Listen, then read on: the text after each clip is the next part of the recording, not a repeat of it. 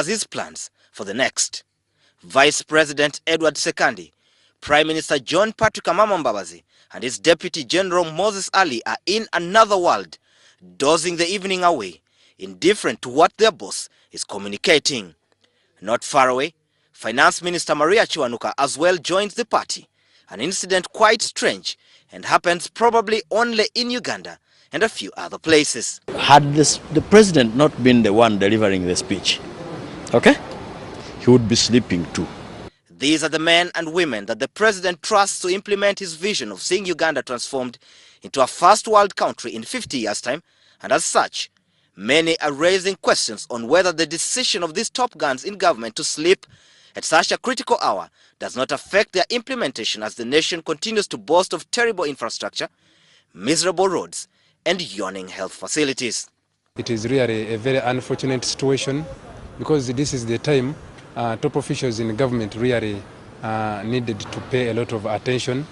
The same sleeping group is the one that the president enjoys working with.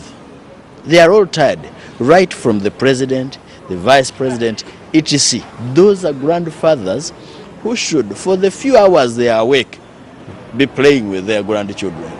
As political leaders, they spearhead the transactions in ministries that are supposed to translate into effective service delivery.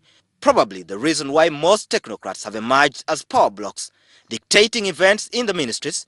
Indeed, the president at some point blamed some officials for not doing enough, citing Ministry of Health on maternal health and issues to do with NADS that the president says must be rethought. Billions have been swindled from the Office of the Prime Minister, Ministry of Finance, Ministry of Public Service and other government agencies, and as such, a joke has emerged that the money is often stolen as the political leaders retreat to slumberland. You cannot expect life to be better. One with a sleeping president, with a sleeping vice president, with a sleeping cabinet. If you looked at the red paper today, the headline is, "They have slept again." It is critical for the country to be reassured that these events do not play out as well in the day-to-day running of government business, where some have already complained about unnecessary bureaucracies and delays caused by officials who are not bothered or rather prefer to take their time. And yet, the president promised improved service delivery in the next financial year, and many will be looking out for its implementation. In any case, the resources are limited of members of parliament in the opposition.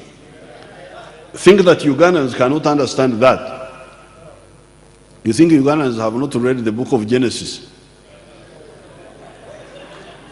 to know that things take time? Promising is one thing, delivery is another. And as people in charge continue to sleep during critical hours, the public might be worried as chances are that the promises could pass unnoticed. Some have argued that most top guns in government have since become weak, consumed by old age, yet they have never thought about hanging their political boots as the countries continue to suffer the repercussions of their tiredness. Surprisingly, even some younger people are falling prey to the sleeping bug. Sabiti Joseph, WS Television, from the Ugandan Parliament.